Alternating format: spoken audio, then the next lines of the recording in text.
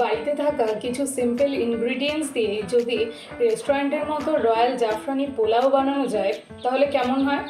আজকে সেটাই বানাবো, চলুন দেখে নিই রেসিপিটা। 500 গ্রাম গোবিন্দভোগ চাল আগে থেকেই ধুয়ে জল ঝরিয়ে শুকিয়ে নিতে হবে। কড়াইতে 2 চামচ তেল আর হাফ চামচ ঘি দিয়ে আগে থেকে ভিজিয়ে রাখা কাজু কিশমিশ ভেজে নিতে হবে। এবার ওই তেলে একটা তেজপাতা, দারচিনি ছোট এক টুকরো, 3টে লবঙ্গ আর 2টো এলাচ ফোড়ন দিয়ে জল ঝরিয়ে শুকিয়ে রাখা চালটা দিয়ে কিছুক্ষণ ভেজে নিতে হবে।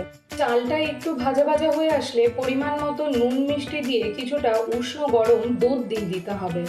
চাল যে কাপে মাপবেন তার ডবল দুধ নিয়ে নিতে হবে। চাল যদি 1 কাপ হয় তাহলে দুধ 2 কাপ হবে। আপনারা হাফ জল আর হাফ দুধও ইউজ করতে পারেন। অন্য আরেকটি বাড়িতে খুব সামান্য পরিমাণে উষ্ণ গরম দুধে জাফরান কিছুটা ভিজিয়ে রাখতে হবে। আপনারা চাইলে গোলাপ জল বা কেওড়া জলও এতে অ্যাড করতে পারেন, আমি এখানে দিইনি। এবার ভেজে রাখা কাজু কিশমিশ দিয়ে ফুটতে দিতে হবে। দুধে ভেজানো জাফরানটা এই পর্যায়ে দিয়ে দিতে হবে। আচ্ছা, পুরো রান্নাটায় আমি কিন্তু কোনো রকম হলুদ ইউজ করিনি, এখানে আলো কমের জন্য এরকম দেখাচ্ছে। ঠিক এরকম পর্যায়ে চলে আসলে গরম মশলা সামান্য একটু মিশিয়ে নিতে হবে।